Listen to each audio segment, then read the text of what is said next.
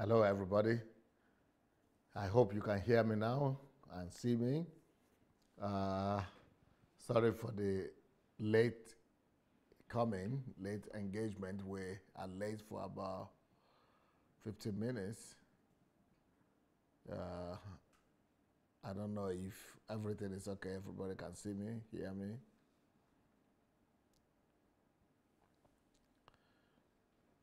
Can we get a confirmation that everything is okay? Is it on? Are we on?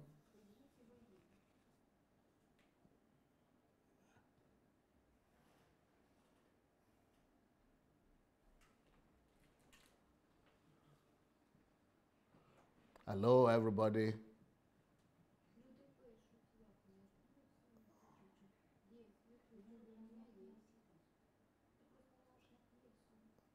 Well, I hope that we are on. If we are on, then please go ahead and invite your friends and family members and, go and call your friends and family members and invite them to join us and share. Go invite people to come and join us on this program. Today we are going to be discussing a rather interesting topic for Nigerians. I am here today with Davidson, Prince Davidson, Oluwamuyiwa Davidson. And we are going to be discussing today how to resolve Nigeria's electricity problem through database. How to resolve Nigeria's electricity problem through database. So, yeah, please go invite your friends. And here we go. Hello, Davidson. Hello, Dr. Sunday. How are you today? I'm good. Thank you. Well, I see that you have also been spreading the campaign over other platforms as well. Other people are getting you to come and share the news about database with people from all over the world. Yes. It's pretty much more like a good news message that we should spread across. And I appreciate everyone that has been inviting me to their platforms to share this message in order for us to YouTube? really understand what we have to do so as to make our nation a better place for all of us. Yeah, so do you think that after we started the campaign, or since we started this campaign, that, you've had a much more exposure, this topic is come to the front burner than before? Yes, I can say that in all senses that the campaign has actually helped us to bring more audience to this topic, to create more awareness, and it's a good thing. And I must appreciate your effort and your contribution to make this a reality. Conversely, the harvest is very, very, very, very plenty, but the laborers are few. So, especially when it comes to people understanding what it means to have a nation that works. So, and that is one of the challenges we have in Nigeria at the moment, because people don't know what it means to have a nation that works. The level of ignorance of our people about the nation that works is actually what has led this far to the issue of buying and selling of votes and all of those electoral trade fair going on. So that's why it's easy for a criminal to come back again and say, okay, I want to be a leader. And for a criminal to say, you know what, I mean, it's even easy because we don't understand a nation that works. That's why it's easy to see clerics associating themselves with a lot of other, those who are supposed to be in jail, who are supposed to be in prison. So, I mean, it's all about the level of ignorance that has entrenched in our country. But this campaign, like I said before, has helped a lot to really make this a reality for us. Yeah, more and more politicians, especially the younger generation, the younger ones, talk about database and the need to incorporate it into their political programs. Yes, pretty much more that a lot of our uh, young aspirants, it's quite unfortunate that they still don't get the gigs. They still don't understand the the level. I mean, the level at which this is going. They still don't understand it, and the fact that they don't understand it is a little bit worrisome. It's something to really worry about, especially, I mean, this generation that wants to take over leadership from the old guys. So if they are taking over leadership from the old guys, what is it they're coming to do differently? So if, I mean, we don't just want to have that's we don't want to have that type of representation where the old pattern will be approached. I mean, will be executed in the new. I mean, through a new person, through a new representation. So we don't want to have that digital face, but an old idea. So so much more. The way things are looking now, it's very worrisome to know that we still have our digital faces with their old ideas. So because I mean, nation building in the 21st century goes beyond just the structural perspective, and that is where I feel a little worried when aspirants, especially the young folks, when they come and start talking about their plans, I see so much more of a structural perspective from it. I don't see any type of systemic approach to in their plans. I mean, to nation building. So that kind of gets me a little bit worried. So, but I hope that they would continue to seek enough information that can help them to continue to emphasize on the systemic approach, which is what we are bringing to the table. We want to keep talking about the systemic approach to national development in the 21st century, not the structural approach that has led us this far. Obviously, nothing is happening. Obviously, we're not developing. We are only growing as a nation, and the fact that we are growing as a nation is a big problem. So the population is growing, as well as poverty is also growing. So, I mean, this is all because we approach national development from the structural perspective, which is something we need to stop. We need to start looking at the systemic approach to national development. And hopefully the young folks will get it better.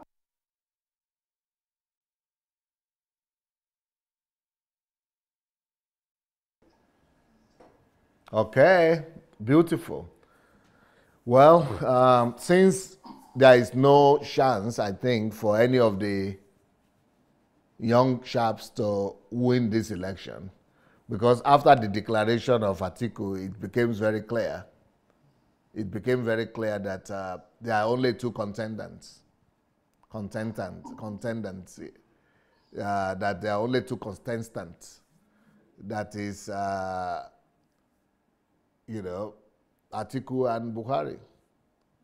Only two contestants. Yes, you're right. I mean, so far we have two major figures who are out there, and the only thing we hope for, just like an average Nigerian, is for miracle to happen. So, I mean, especially when these two giants are out there. But we never know. I mean, giants fall. So another giant may fall. There might be a David among the younger folks who may eventually maybe come with the miraculous stones to to get down these giants. So, but again, we cannot shy away. We have a high level of ignorance among the Nigerian people. And that level of ignorance is a big problem because it does not allow them to be able to rise and say, you know what, guys, especially these old folks who have been known with a track record of not doing anything for the nation except their selfish interest. So, I mean, until we get to that level where we can actually, be liberated in terms of knowledge, in terms of intellectual, I would say epidemic, like having across board, like a viral thing. Everybody knows what should be done. So when we get to that phase, then we can begin to talk about the politics of ideology rather than the politics of money or politics of political influence or political cabal. So, but for right now, the young folks, we never know. A miracle can happen, even though I don't really see so much of that miracle happening in this generation.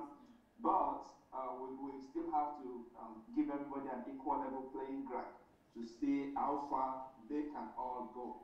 But I can tell anyone for a fact that despite the fact that the old folks, despite the fact that we all know that they are not really bringing anything to the table except the money they stole, that they are also trying to redistribute in order to be able to steal another one. Despite we know all of that, the young folks, they are pushing really hard, but at the same time, they're not exactly bringing the know-how to the table. They're not exactly letting people know that, okay, this is how we want to do what we want to do.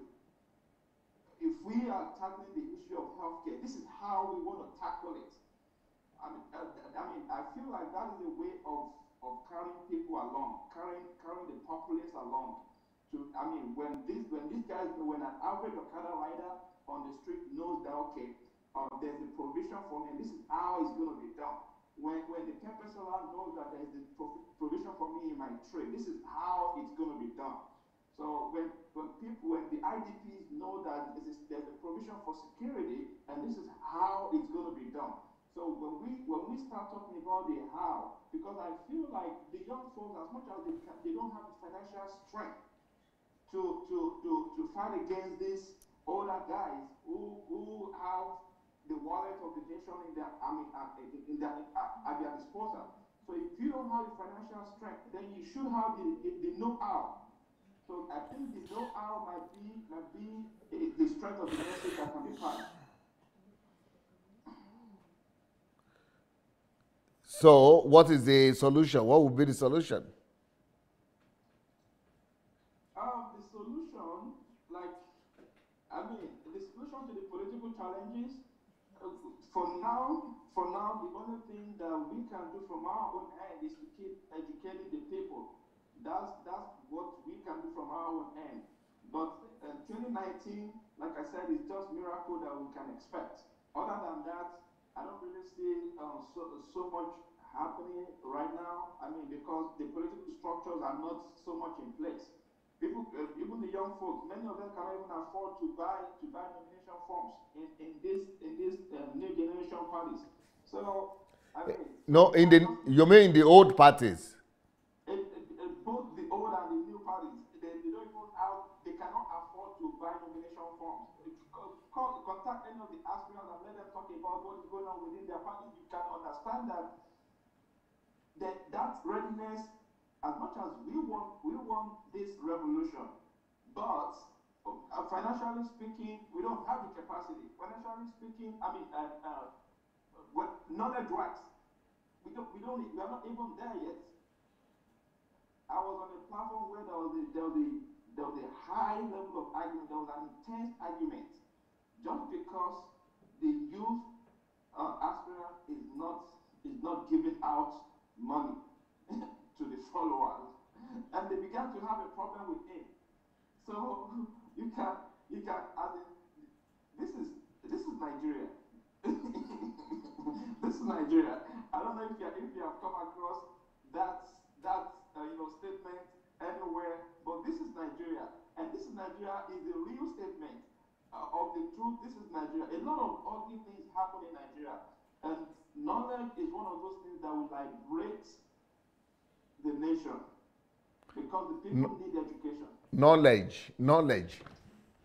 So, is actually enlightenment, education,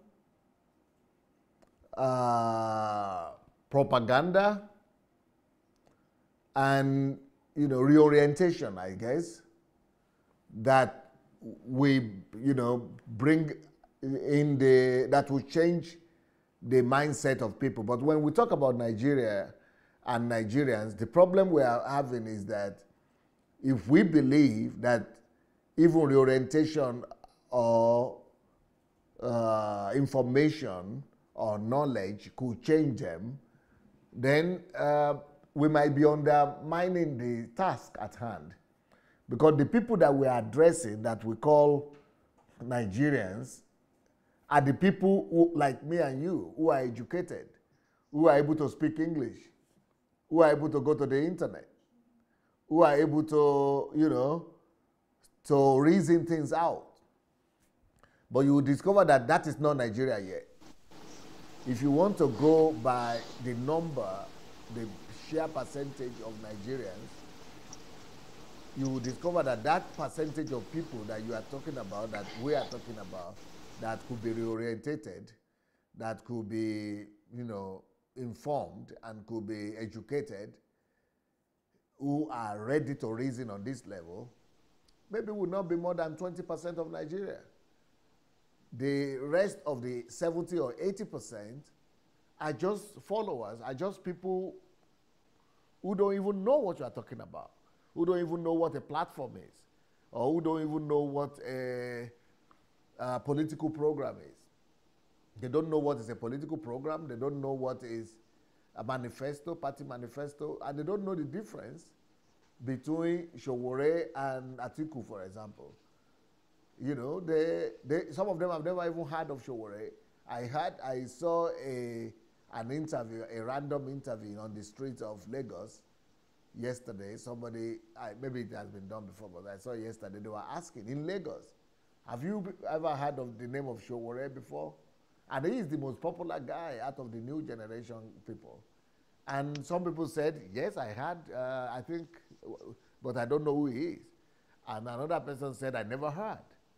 Another person said, yes, he's one of these new guys, but nobody is really taking. Even somebody was saying, I don't want to vote Atiku or Mohamed Buhari. I don't want to vote the old people. I don't need them, but I want to vote for somebody new. But I must hear about them. I don't know. I don't know anybody new that I can vote. I've never heard about any new person.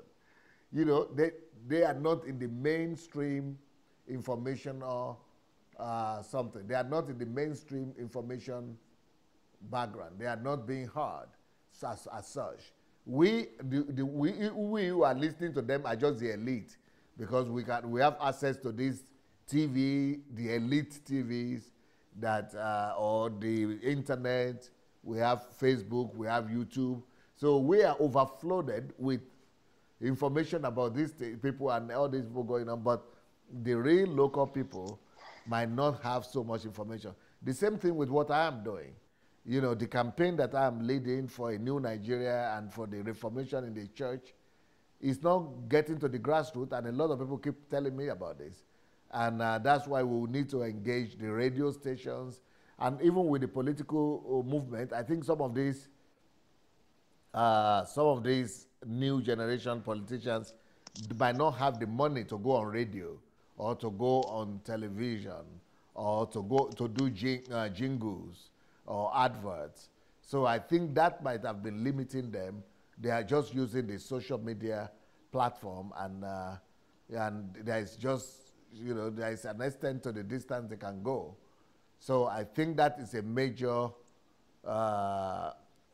hindrance in, you know, really educating the mind of Nigerians. Even what we are doing right now is only the very few that will count this, you know, worthwhile to even spend time, talk less of their data listening to. So who are the people who are going to educate them if they will not even be having the access to listen to us? And even if those ones who are in Nigeria, some of them don't even understand the language we are speaking. They are Nigerians. So either we still have to limit our campaign to this same elite 20%, or we will need to do grassroots work, which I intend to do when the time comes. You know, I am still limited in Ukraine here, but when the time comes, I plan to do the grassroots outreach, not just about transformation of Nigeria spiritually, but, you know, all these things that we have been talking about. Wow. Like I said before, the harvest is plenty, but the laborers are few. So, and this is what I'm talking about.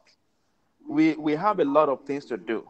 We are actually undermining the task ahead of us, because if you do not go to the ground, like Nigerians, like an average Nigerian would say, if we are not on ground, you cannot understand how terrible situations are at home. If you don't talk to the herb seller, the herb seller, someone who is selling herbal juice at the junction of the street. If you don't talk to that, if you don't talk to somebody selling recharge card in traffic, if you don't talk to that person selling pure water, you cannot understand how terrible the situations are. Nigeria has gotten to this situation today because of our lack of that knowledge. So there's a lot to be done.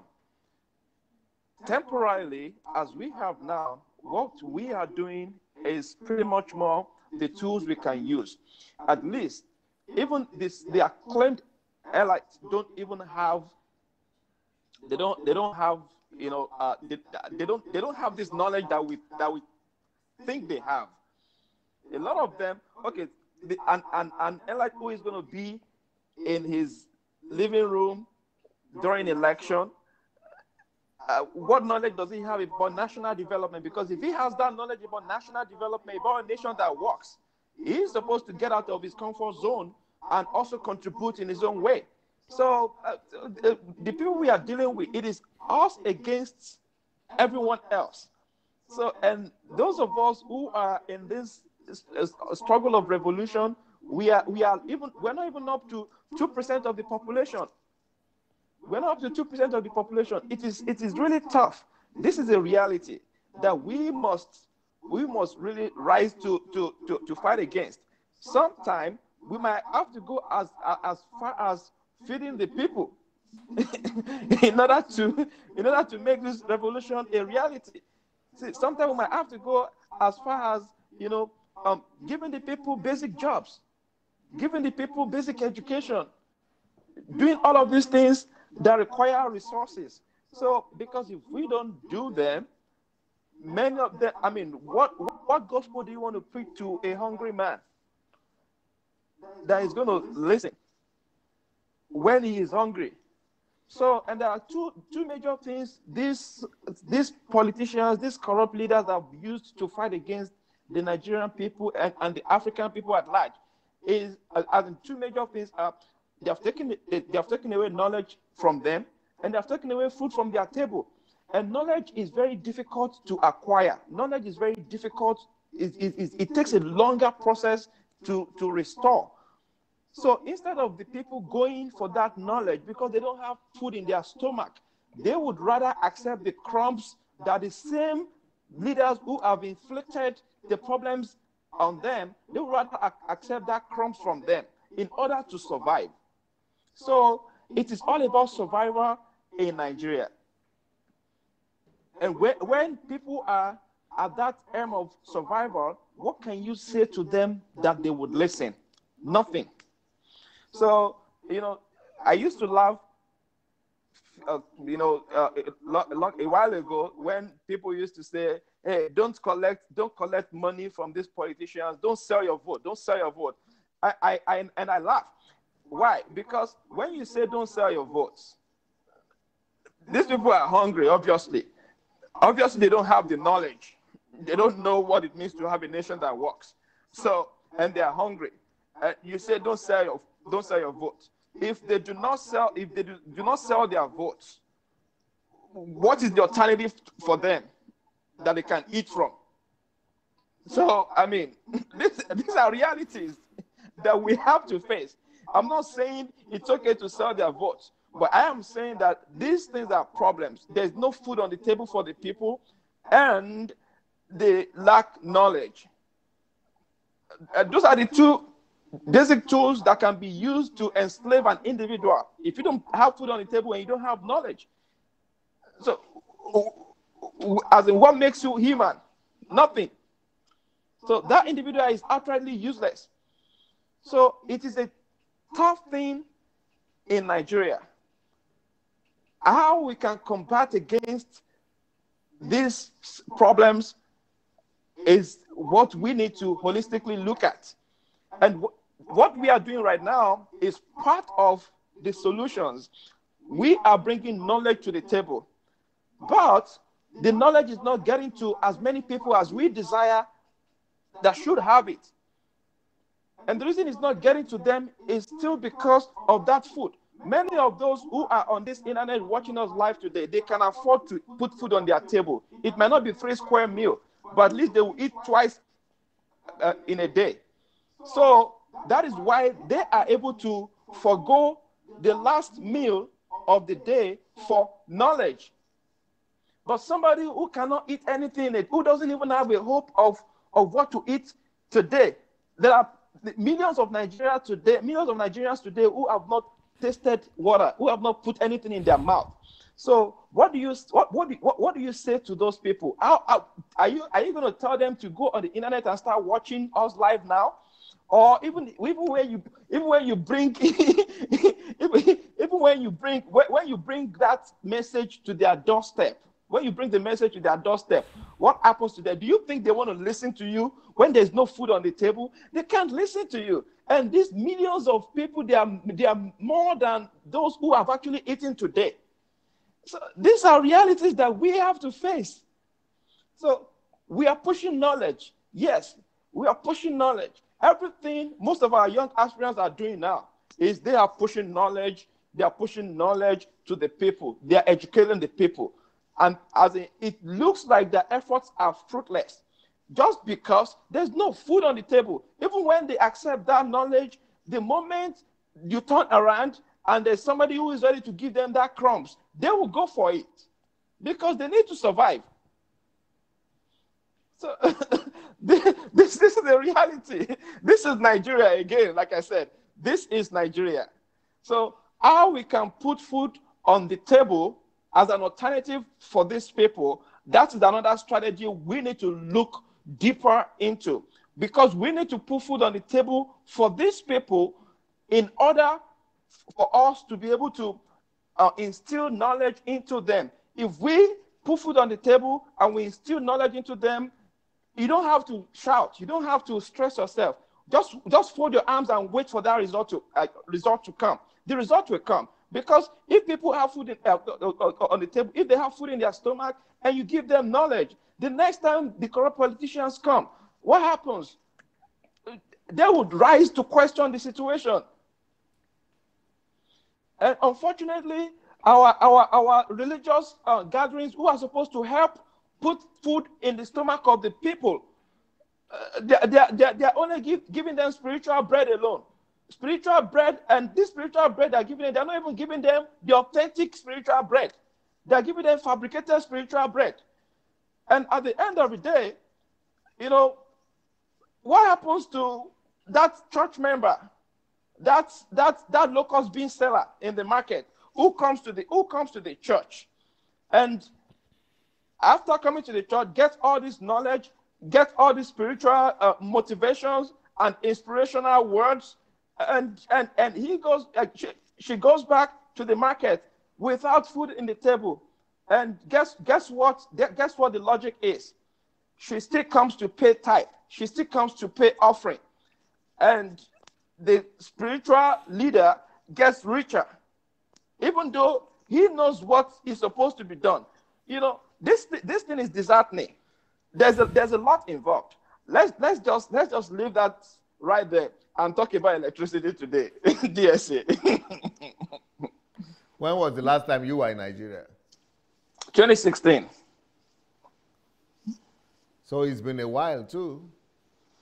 It's not necessarily been a while. Of course, 2016 is a little while. However, I couldn't go last year because I had a lot of stuff on my table. But I can't escape this year. I have to. I don't have a choice. This year is almost going to an end. Oh yeah, so okay, definitely you should expect me on the next available flight. Before the elections. Not before the election. I was in weeks to come. I'll be in Nigeria by God's grace. Because the election is in February. Yes, in weeks to come I'll be in Nigeria, and I will definitely wait all through. I'm gonna spend months.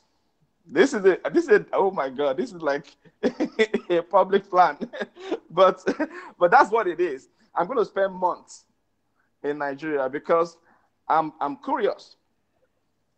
We have to, these things we talk about, they have to be done practically. So, and that's one of the reasons I also want to be on ground and help to liberate our people, as many as I can. I can't do it all alone. You can't do it all alone. We need all of us. We are all generals in this generation. We need to liberate our people. Those two tools are tools that they are tools that will liberate our people. The tool of food and the tool of knowledge. If we put those two tools together, our people will be liberated. So are you going there to go to Nigeria to stay for months? People will just have the impression that you are going to campaign for Sowore or Mogalu or someone. I mean, people may have impression as such, but I am not going on the basis of campaign. I'm going on the basis of a revolutionary struggle, which means that we already know what has to be done for our people. The food, the knowledge. So as many as those that we are joining hands together to put food on the table of as many as we can, at the same time, give them this knowledge. So that is why we are going. That is why I am going. I'm not going for some type of campaign or whatsoever. I'm going for the cause of this revolution, which implies that it's not just going to stop during this election period. It's going to continue subsequently, because that's one of the resolutions I had for myself, that, okay, you know what, something has to be done.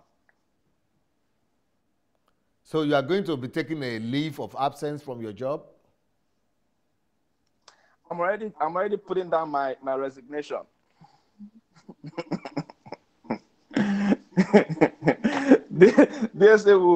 We'll talk about that behind the camera. Resignation in America to go to Nigeria? DSA is tough. It's tough. It's a tough decision, but something has to be done. Why don't you go ahead and sell your idea to the leading political parties like PDP, APC, and see who buys into it, and then that will finance your stay in Nigeria? Yes, we will. We will do that, but we cannot, at the same time, we cannot put our strength on that lane, because these guys are predictable. If I tell you, these guys are predictable. These guys most of them don't want anything done. Most of them don't want anything done. So, if we are going on the basis of, okay, let's sell our ideas to these people, we sell the ideas to them. Even if they buy the idea, they also want it done in their own way. So, which means they want it done in a way that will favor them, in a way that will suit their political projection. So, and what is good for political projection of some political elites, it does not necessarily, accommodate what Nigerian people need. So we have to be careful. We are going to sell it to them if they take it, but our main focus is for the Nigerian people. There is an event that happened, that took place in Nigeria a week now, and I'm so disappointed that I've not seen too many people responding to it as greatly as they are responding to Atiku news and things like that. So I'm talking about the event or the declaration, the coming to the stage of one Mrs. Obi Ezekwesili or something like that. I don't know if you've heard about a name like this. Obi. Oh yeah, the former minister for education. Yes. Huh? Ezekwesili, yes. Yeah, Obiageli Ezekwesili. So yes. I know her. I've read about her. She is the bring back our girls convener. Yes. So yes, I know her. So why is it that there have not been any excitement almost about her declaration? I wouldn't know. I don't think Nigerian people are actually looking into the direction of Obiageli Ezekwesili at the moment, because it doesn't seem like Nigeria that cannot even accommodate youths. How can they accommodate a female president?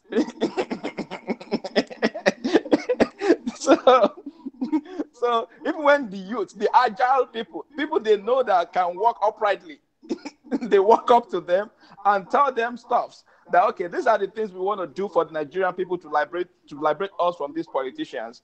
See, right in the nose of those youths, the corrupt politicians will come and give them money, give the audience money, and they will ignore the youth. So now tell me, how can they accommodate someone like Obiageli Ezekwesili? So I mean, it's Nigeria is a joke. Nigeria is a joke. So I mean, these things are things that I don't buy into that in argument, though. I don't buy into that argument that because she's a woman, Nigerians will not entertain her. It's not just because she's a woman. She's not in the political arena that can fight into this cause and make a champion out of it. So it's not just because she's a woman. First, she's a woman, and that might be a tougher tussle for her. Globally speaking, it's a tougher tussle for anyone, for any female coming into the political sphere. So I mean, that's just a reality. So, but other than being a female, she does not belong to the political group. She doesn't belong to these cabals, to these cartels. So I mean, what do we expect? How is she going to convey a message to the Nigerian people? Go ahead, sir. What I expected, I think that you said she doesn't belong. I think she belongs more and more prominently than all these other younger candidates. Yes, she has track record of service, if that's what you mean. But being in politics in Nigeria goes beyond track record of service. She has a very, very good track record of service. I mean, if we analyze it from that cognition, she has it, yes. But Nigerian politics, especially the presidency, goes beyond having track record of service. How many people contested in PDP? Are there no individuals that are better than Atiku in PDP who have even much better track record of service than Atiku himself? but look at the way things played out. You know, are there no better people than even the incumbent president who have much better track record of service than him? But look at the way things are playing out. You know, so it goes beyond having a track record of service. For Obi is a very good leader. Obi has done a lot for Nigeria and for the Nigerian people. However, I don't think the current situation of Nigeria is going to accommodate individuals like her. And it is sad. It is sad. So, and that is why if our people are knowledgeable and they're not hungry enough to start running after the corrupt leaders, they can as well start considering someone like Obi as a potential representation. Well, if you are going to look at sheer knowledge, experience, credentials, I think she has much more credentials than any person running.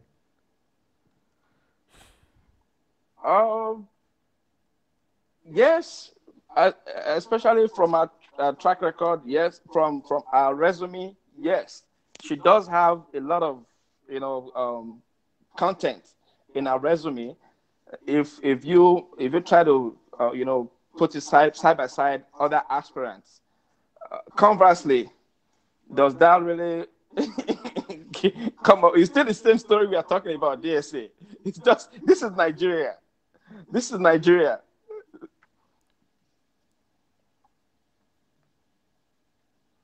So you basically gave me the explanation I was looking for, that why is it that the nation has not gone agog, that this people's champion is stepping out? Repeat that one more time, sir. I said what you have said so far is basically giving me the explanation why the whole nation has not gone agog, in excitement that this people's champion is stepping to the arena. Yes, I mean that's just what is obtainable right now in the country. So, as much as it's a good news, I mean it's good news. It's good news that Obi is coming out. It's good news to the same less than 2% of Nigerians who you have personally analyzed as the elites who are looking into, things from a retrospective view. So, but for Nigerians, for the remaining 98% of Nigerians, it's no big deal. It doesn't mean anything to them. They don't even understand what it is. What do they understand by resume? By resume in service, by having track record. I mean, DSA, let's be realistic. We need to understand Nigerians. Okay, but when you talk about her fighting for the girls, for the Chibok girls, every Nigerian can resonate with that. You think so, but no, not every Nigerian can resonate with even Chibok girls. Not every Nigerian can resonate with Chibok girls.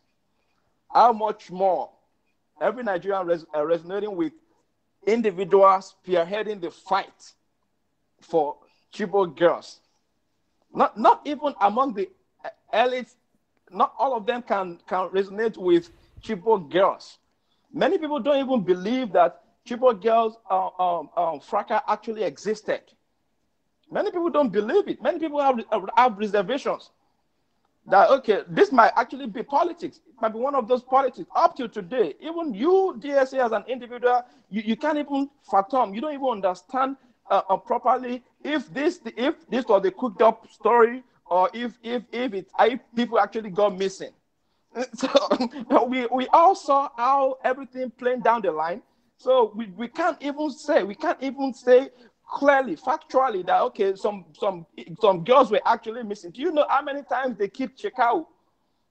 Do you know how many times they technically defeated Boko Haram? So I mean, DSA, let's just focus on this our resolution, on this our revolution, but so with, that we can with the save Chibok Nigerian girls, people. though, it's very easy to prove because the parents are there, the mothers, the brothers, the fathers, the community, the schools. It's very easy to prove from your own perspective, sir. It's very easy to prove. What happens to the government perspective? What happens to the political perspective? What happens to the Nigerian perspective? From your own perspective, it is very, very easy to prove, because you can see evidently that these individuals, okay, represent the members of the family. They can talk about all those things that, okay, this thing is happening, this isn't happening. But in the actual truth behind the scene, what do we know transpired? do we even know if these individuals exist? What do we know? So there's a lot going on, GSA, beyond what we can just see on the screen. There's a lot going on in Nigeria. There's a lot going on. Okay, this lady finished Harvard, first class. Oh Lord. Yeah, she was an assistant director, or she was actually a director, assistant vice president of World Bank. You're right, and she was also the lady they call Mrs. Due Process. She introduced the due process into Nigerian government. I know that is a language for the elite. But, and she was the Minister of Education and Minister for Solid Minerals. So she's been there in the public arena. People are supposed to, just like, okay, for example, if Dora Akuyili has been alive now, you think the nation would have resonated with her if she had stepped out to run? If Dora Akuyili were to be alive today, I don't know what would have happened. I don't know if the people would have turned their side to Dora Akuyili. I don't know what the whole story could have been. Of course, because yes. People, the Nigerian resonated very well with her. Yes. Even personally, I loved her. I loved. They used to call her Mrs. Navdak. Right. I used to live like very, very close to NAFDAC office back then in Ajao Estate. So they had this NAFDAC office very close to the expressway. I think it's still there too. It's very close to the expressway around Oshodi when you are going towards Ilupeju. So that's where the NAFDAC office is. But what I'm trying to say is this whole process, this whole Mrs. NAFDAC of a thing, people might resonate with her. People might really align with her. But Nigeria is a different story. Nigeria is a different story entirely. You'll be so surprised. Okay, let me even ask you this question. When Baba Gani, Chief Gani Fawehinmi, the human rights activist of blessed memory, when he contested, what happened to him? I mean, he didn't get 1 million votes. He didn't even get 500,000 votes. He didn't get 500,000 votes among the Obasanjos of those days, among the Yar'Aduas of those days, among all these. He didn't get enough votes.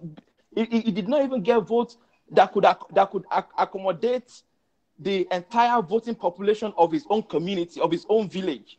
So was Baba Gani not a good candidate? He was. Everybody could resonate with him in his time. He did a lot for Nigeria. He fought for Nigeria. He cried several times on a live broadcast on a radio station, several times, But what happened at the end of the day? So this issue of knowledge and food that we are talking about had been like this for several years. And this is something these political looters, these political lords, this is what they are capitalizing on. They can relate of the truth that the people lack knowledge. Whatever they bring to the table, the people will accept. And they can also relate that that poverty is in Nigeria, that the people need to eat. So, and they have the money to do that. So, does Obi have the money to do that? Does she have the money to do that? She doesn't have the money to share to the people. Can she, by her own self, educate the entire Nigerians at a time, even in the presence of all these polluters, in the presence of all these corrupt leaders? He cannot. So that is why we all need to form a very giant chain across board, religiously, socially speaking, health-wise, We need to form a giant a giant chain. Even in the area of securities, in all ramifications, we need to form a giant chain if we are serious about this revolution. Otherwise, we are going to keep trying over and over again, over and over again, over and over again. Nothing is going to happen. It's going to be a pipe dream. That is why I give kudos to the young folks. They are trying their best. They are trying their best, even though they may not win election, but they are trying their best to cause a disruption, to cause a revolution, to make people out, to be aware of what the situation is. Many Nigerians don't even know how terrible the situation has been. So, I mean, these things are real. We have to face them. Yes, please, let's go to electricity. All right, let's go to electricity then. In regards to electricity, I was listening to the person who is in charge of the electricity grid in Lagos State, and I discovered that electricity has actually been given over maybe 90% of it to the discos, you know, to private companies who produce electricity, generate electricity now, and try to distribute them. So in light of that, is it still right to keep on blaming the federal government for lack of electricity? Well, I think everything still boils around the government. There is nothing that happens in terms of national development that doesn't go back to the government's table. So, I mean, who is to blame? Is it you? Are you generating electricity? Is an average Nigerian generating electricity? What about the discos? What about the companies, the private companies? Okay, the discos are doing them. They are doing their best. All they are doing is they want to make money. That's it. So they don't care whatever happens. Either there is enough electricity or there is not enough electricity. It doesn't matter to them as long as they are making their profit. The only time they can come out to cry to the Nigerian people or to cry to the government is if they are losing. If they are losing, if they are not making profit, if business is bad for them, then they can begin to say, okay, government, you know what, we are done with this stuff, you know. But they are making money, so why do they have to worry? Why do they care? If you don't have electricity, even if their general manager does not have electricity in his own community. Matter of fact, if you dig deeper, if you dig very, very deeper, you might be shocked to know that the CEO of Disco may not even have electrical supply in his own house, in his own street, on his own street. So, I mean, and is he not making money from Disco? He's making money. So nobody cares.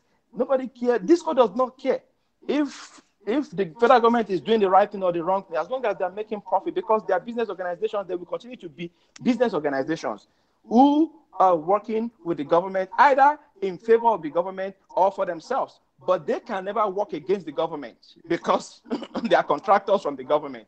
So that's what I see to that issue. How do we then use database to resolve the issue of electricity in Nigeria?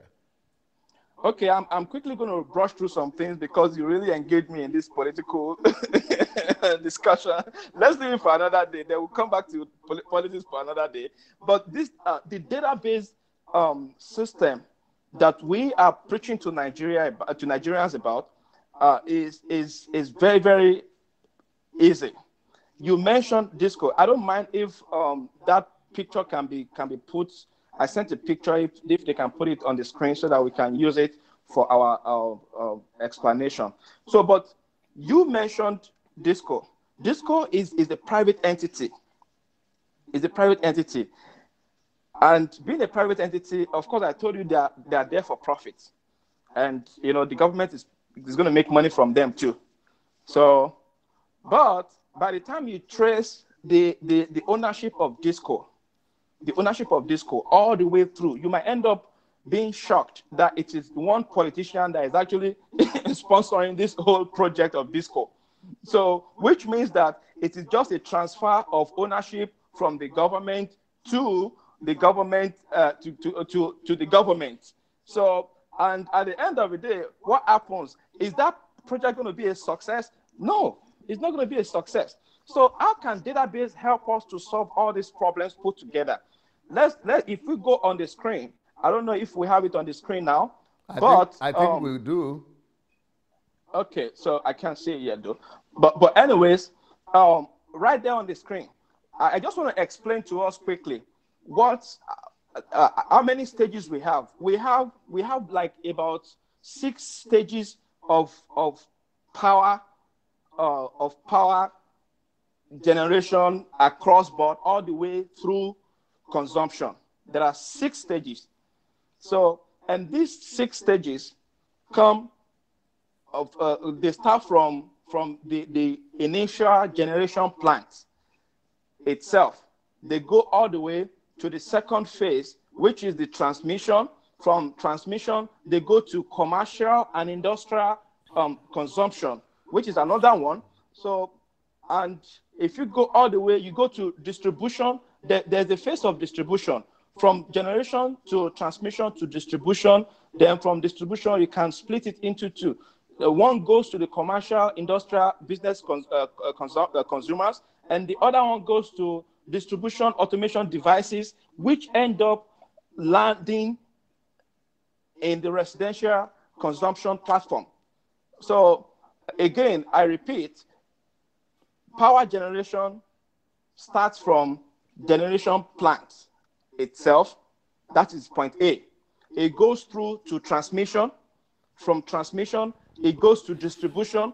From distribution, it goes to either commercial or residential. So, but from distribution, it goes to commercial or industrial consumption. So, but that is on that. But if you go from distribution again, it goes to distribution automation devices, which are then used to deliver the electrical supply into households, to a common Nigerian, to an average Nigerian.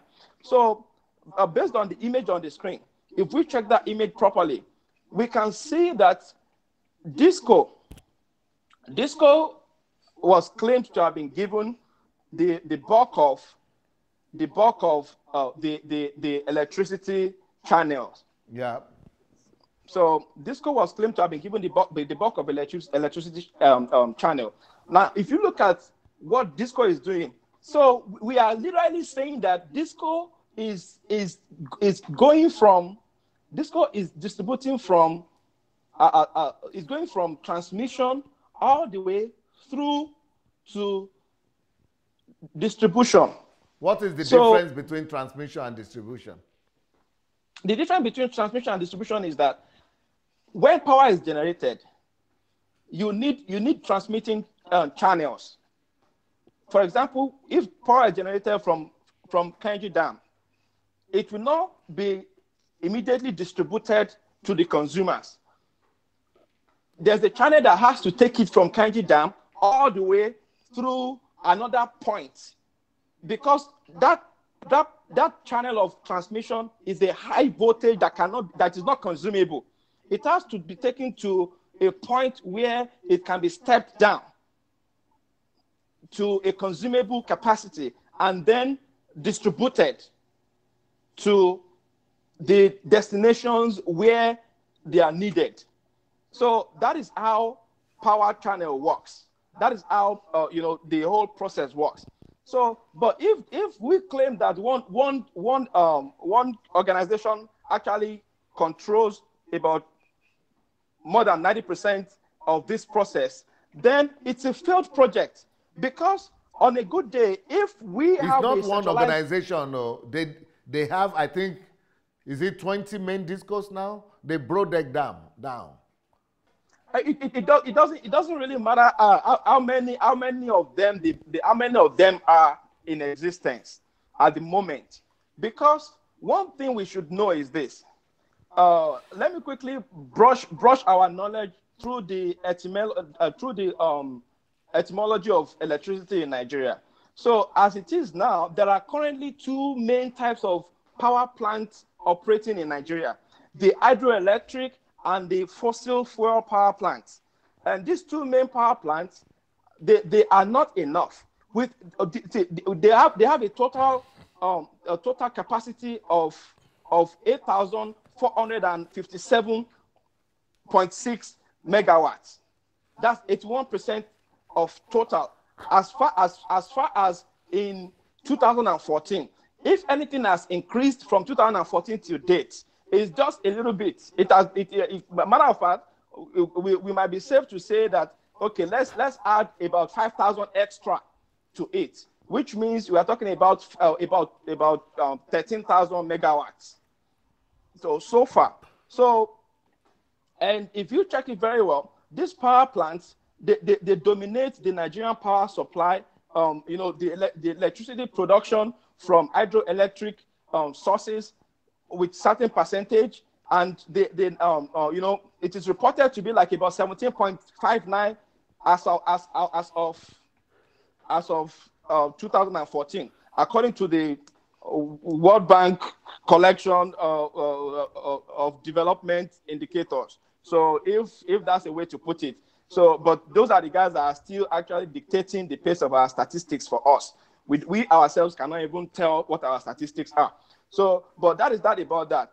Now, if we look at these channels, this issue of fossil or thermal power plants and the hydroelectric power plants, so we cannot continue to put our weight on these two channels alone. And come to think of it, these two sources of power generation in Nigeria are solely owned by the government. They are solely owned by the government, even though after the government claims ownership of it, they now let go slightly to DISCO in order for them to be able to manage. Now, that is a wrong approach, because at the end of government is rather spending too much on electricity than they should. They are spending too much, but they are not getting the result. So what can database system do for us? The database system can actually help us in so many ways to, first of all, put all the organizations, create a platform that can accommodate investors across board. Let investors come. Let investors go. Open power generation platform for all investors. But they have already done that. That is how the DISCOs came about. No, they have not done that, DSA. I will tell you why. By the time I get to a junction, you understand why they have not done that. So, because right now we have, let me just give a relative comparative analysis from the US. So right here in US, about 80% of the electricity in the US is generated by private investor-owned utilities. About 80% of them. And I can tell you that one company, there's a company here in Georgia that is called Southern Company. They generate 42 gigawatts of electricity. Not megawatts, gigawatts of electricity. They generate, there's one company called American Electric Power. They generate 38 gigawatts. There's one company called Duke Energy. They generate 36 gigawatts. Another company called Lumina, they generate 18 gigawatts. So, I mean, on and on like that. There's one that generates about 14 gigawatts. I've forgotten their name, probably Reliant Energy or something. They generate about 14 gigawatts. All these generating companies, they generate in gigawatts. Now, I can also tell you that electricity utilities in the US can be both as in charge of electricity generation and electricity distribution. So the transmission network is not owned by individual utilities, but by companies and organizations that are obliged to provide indiscriminate access to various suppliers. So what I'm talking about is that whereas in electricity in the US, the government does not have any hand in it from generation to consumption. What the government does is the government manages the regulatory part of it. And how do they do that? They have given, I'm going to give you the numbers of organizations that actually have those units in America. So as of 2016, there were about 8,084 power plants in the US. 8,084 power plants. in the US as of 2016. So, and these people have operational generators. They generate electricity in their own capacities. So now these power plants, they have they go off at least one power plant will generate 1 megawatts. At least one power plant. I'm not talking about those who are using generators. If you combine the entire capacity of generators in Nigeria, people actually generate more electricity in their own household than the government put together in their own household. So, but what we are talking about is, by the time you look at this analysis, what can we do differently, especially from the perspective of database? What we can do is this. If there's a database centralized system in Nigeria, first of all, we will bring all parties involved, which starts from the Department of Taxation. It starts from the Department of Corporate Affairs Commission, as in all the way through financial institutions and all that. And the government is supposed to use that centralized database in order to create an equal level playing ground for investors to come in. So investors, when they register their companies with Corporate Affairs Commission, they can as well go all the way. They can decide to choose what part of these channels, of these stages they want to invest in. So people can invest in as much as power plants. They can invest in transmission. They can invest in distribution. They can invest in consumption. They can invest in whatsoever. They can actually invest in the production of devices that can help us to actually land the electricity into the final consumers. So what we can do in this centralized database system is that we can actually go all the way after creating this enabling environment, which the database system will create. So everybody will come and come up with, okay, my business is to generate power. All they have to do is register their company with CAC and go into the business of generation. They don't have to go through some type of government bureaucracy, like trying to get a contract from the government. That's where we are getting it wrong. Disco is getting a contract from the government, but power generation is not supposed to be a contract from the government. It's supposed to be like somebody, like a block industry in your neighborhood. Somebody is trying to make blocks. You are not supposed to be getting contract from the government to make bricks. It's supposed to be like somebody who is just creating a factory in his own community. He's not supposed to get a contract from the government to create factory in his community. So electric power generation should not be on the basis of contractual platform from the government. It's supposed to be the equal level playing ground is created. Therefore, on a database system, everybody understands what is in the database system, especially those who are managing it. From there, investors can come in to bring about their own business. They bring about their business model. The only thing the government is doing is the government is trying to manage them by bringing out policies that can help these people thrive, that can help electricity distribution and consumption to be accommodating in the system, not giving out contract. Of what use is the government trying to buy? The other time they spent $16 billion or whatever currency it is, all on electricity.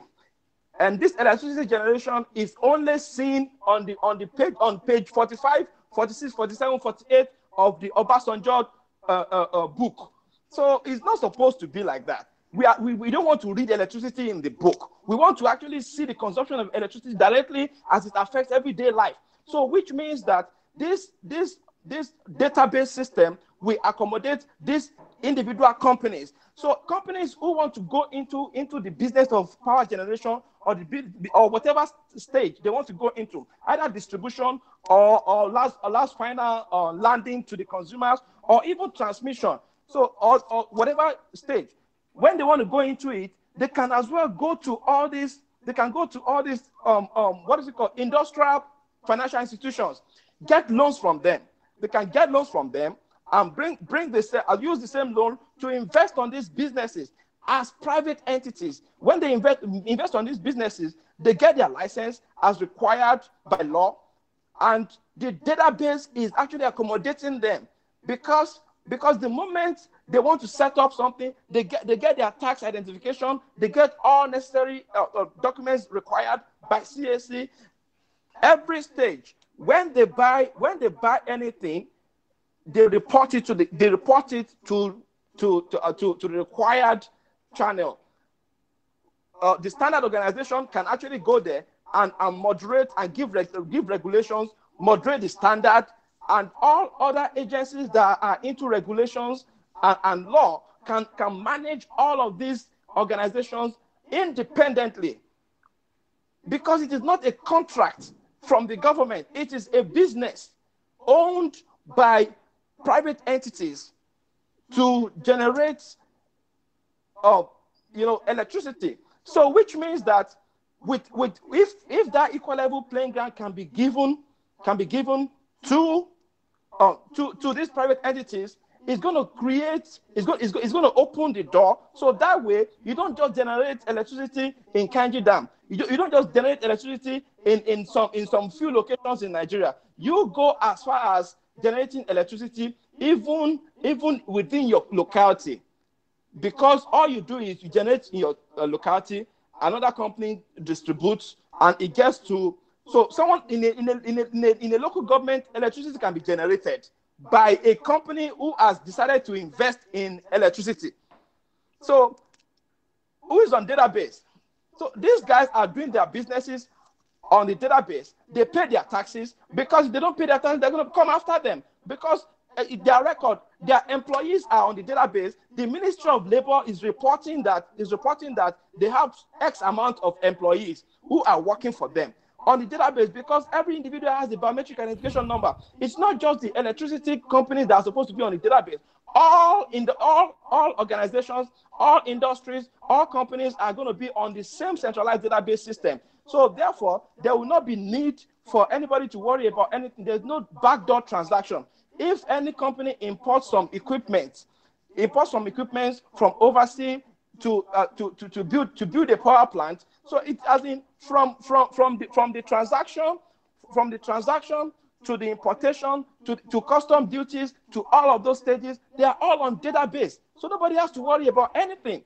So everybody is doing smooth business. So this is what we are talking about. This is what we are trying to bring to the table when it comes to holistic perspective of database system of national development.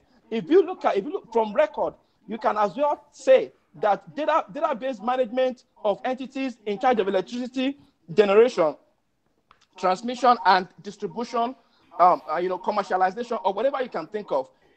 Electricity utilities in the US alone, comparatively speaking, as in it cuts across board.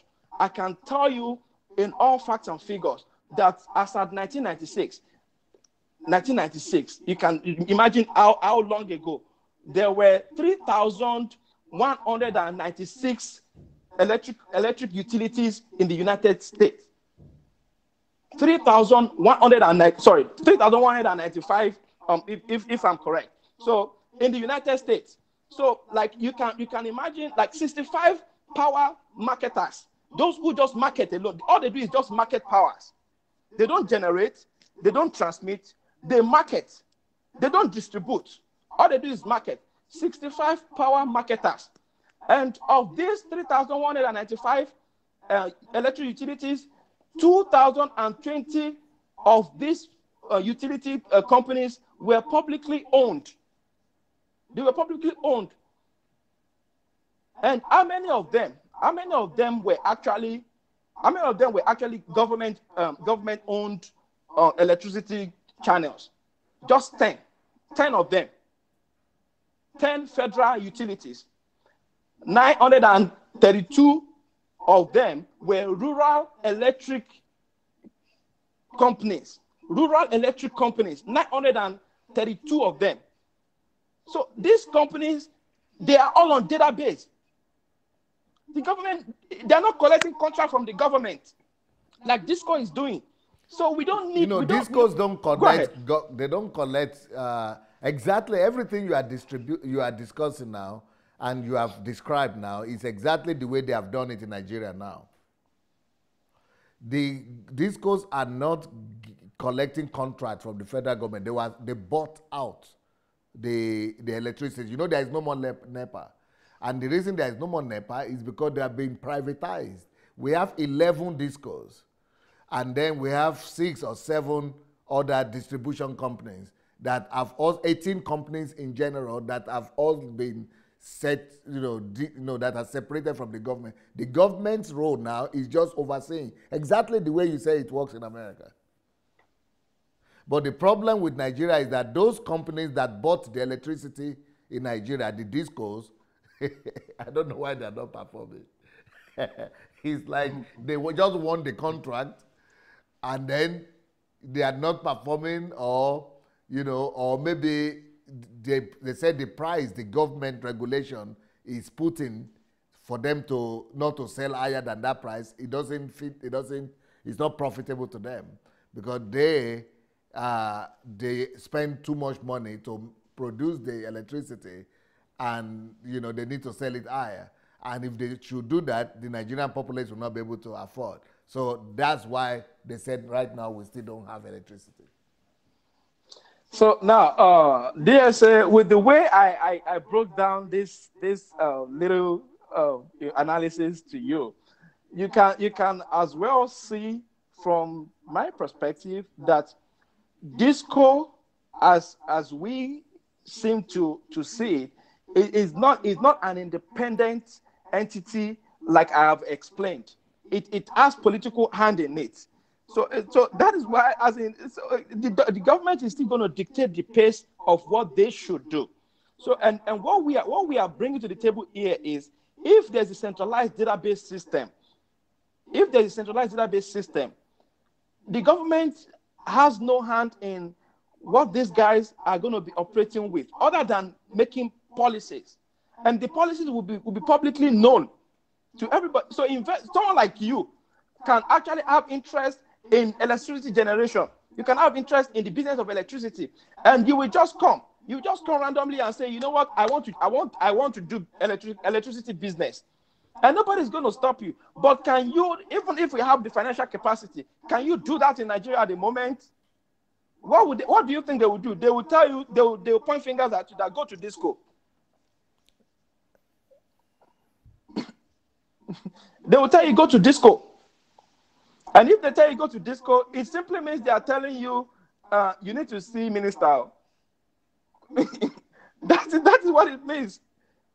So we are trying to use centralized database to create an equal level playing ground for everybody, where nobody has to go to anybody. You want to do business of power generation, just if you have the capital, just all you have to do is go to CAC, register your company, and start doing business. Get necessary license, start doing business. That is what database system wants to bring to the table. It's not that you have to go through some type of bureaucratic steps. I'm very sure that there have been so many investors that have come under this platform of the Nigerian government to do business, but they've not been able to do it because Disco has been franchised by the government to Disco alone. And to Disco alone means to the government alone. So this is restrictive perspective of national development, because it is all politically oriented. So we have to, when we have this centralized database system, it's not just electricity that will be in the database, of course. It's not just utility companies that will be in the database. All organizations in Nigeria, they need to be in database. If you are selling pepper, you are supposed to be on a centralized database system. We should know what you are selling. If you own a shop, if you are a tailor, you own a shop, you are supposed to be on a database. If you are a conductor, you are supposed to be on a database. whatever you sell, if you are an Okada rider, let database accommodate you and know and identify you as an Okada rider. So when they want to collect taxes, they collect taxes from you as an Okada rider. When they need to make provisions for Okada rider, especially if they say, okay, today we don't want Okada anymore, anywhere across Nigeria, the government can holistically make provisions for them as an alternative measure. Because at the end of the day, when you bring out all the Okada riders, you can see them clearly on the database that there are X amount of Okada riders on the database. So before you make any laws to ban them, you will first provide alternatives for them, because you can see their figures on the database. You know who they are. And you know the impact of banning them, that is going to affect taxes. It's going to affect revenue generated by the government. So it is the same thing we are talking about in terms of electricity. Electricity generation in Nigeria, if database system can be well established, if it can be put in place, then all of these guys can be on the database. When they're on the database, it's a centralized database. Everybody knows about them. The Ministry of Power, as in, they work with these guys. They can tell the facts and figures of who. They can even tell. The Ministry of Power, as a government entity, can say, okay, you know what? We do not have enough companies, enough organizations who are supposed to. We don't have enough investors that should be generating power. How many times have you heard the Ministry of Power say, we need more people. We need more people we need more investors in the area of electric generation? Have you ever heard that? There were over 3,000 companies that applied when they wanted to privatize NEPA, and they only chose those 18 companies that they thought had the power and the capacity, the expertise to give the license to. So they gave the license to those 18 companies. Why would they have to do apply an interview for investors who want to do business? Because they were privatizing the whole electricity industry. Oh Lord. They were privatizing the government entity. It is not supposed to be a government entity in the first place when it comes to the business of electricity. The only time the government has hands in it is the area of policy. The government is not supposed to be, oh my God, I just don't get it. Because that's what we had. That's what we had from the 70s, since we had this NEPA and then NCPH or whatever they call it. Yeah.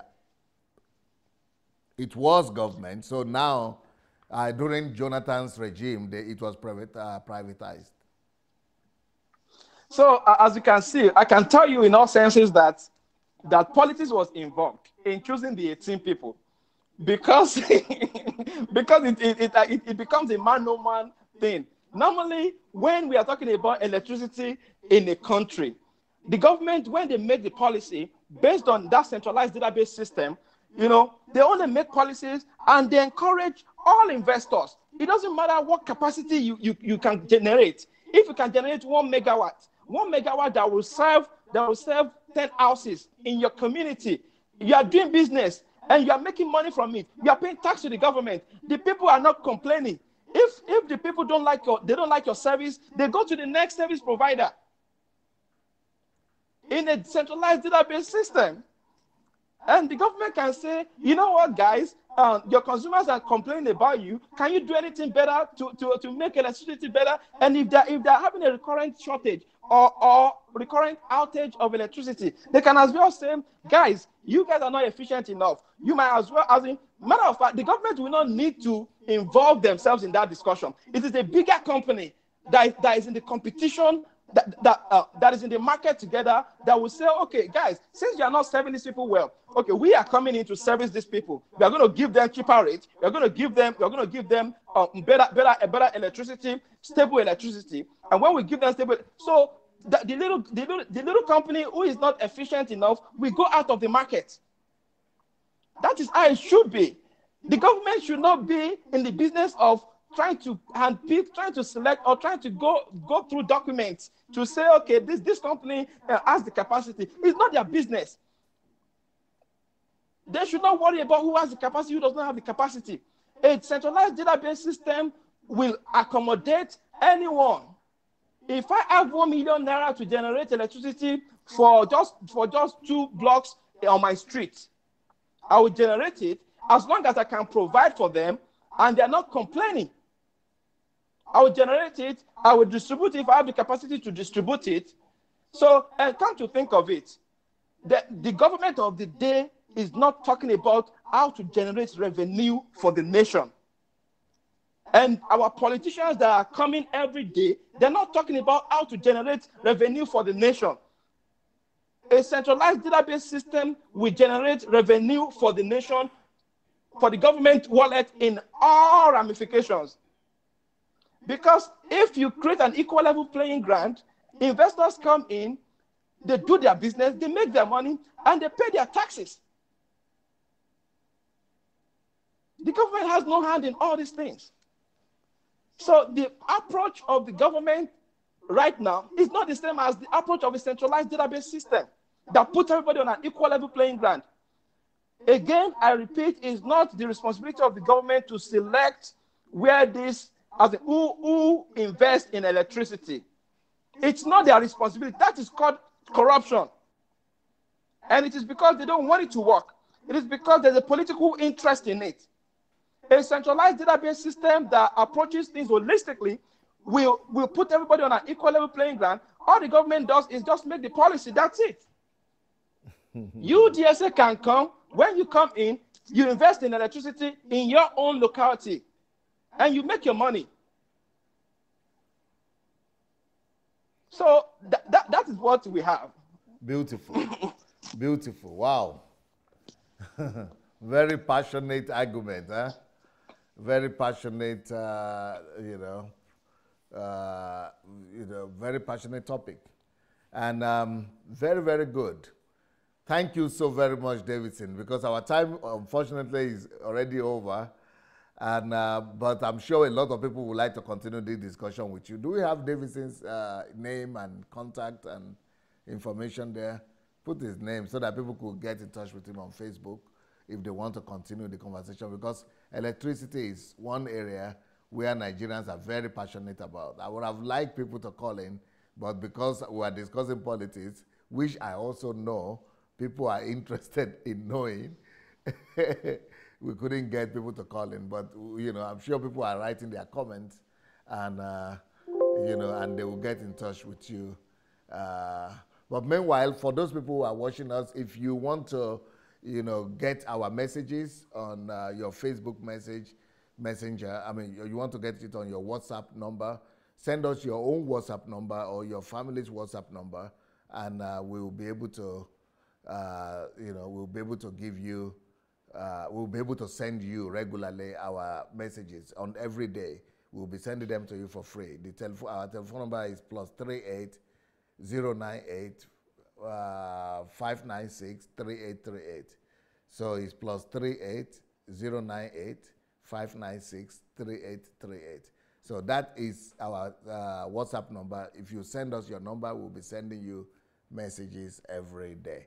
And for those of you who have not yet joined our mentorship program, just go to sundaadelajablog.com/mentorship, and you could join the program for free. And if you also are there and you want to buy books, you can read them for free on Kindle Unlimited, or buy them on Amazon, or you can buy them also from our office. It's cheaper that way if you write to the office, which is dssbooks@gmail.com. dssbooks@gmail.com. If you write to us, you'll be able to get the price list and be able to get some discounts. And you could also become distributors as well of our books that way. So, and it's been a very, very engaging discussion with Davidson. And wow, I need to hear about he's going to Nigeria more behind the scene. But that's a very interesting Very, very interesting decision right there. So anyway, Davidson, thank you so much for coming today. And it's been nice to hear your thoughts and your perspective. Thank you so much. You're welcome, sir. Blessings. And for those of you who want to come for HMT, the HMT is in November. You can still make it to come for HMT in Kyiv, Ukraine by writing to hmt@godembassy.org. hmt@godembassy.org. So thank you so much. Peace.